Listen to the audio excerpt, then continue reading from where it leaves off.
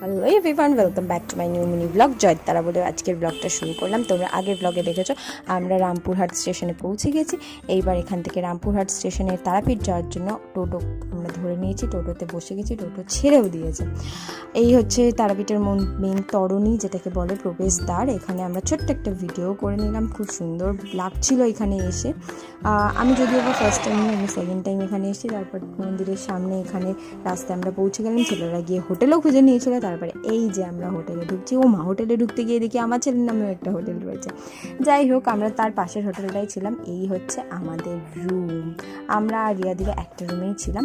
আমরা AC room নিয়েছিলাম because ওখানে প্রচণ্ড পরিমাণে গরম, মানে এত গরম, পাগল হয়ে যাওয়ার মতো গরম। পরের দিন সকালবেলা ছেলেরা গিয়ে আগে লাইন দিয়েছিল, পরে আমি, বেটু আর রিয়াদির ছেলে রেডি হয়ে তারপরে গিয়েছিলাম।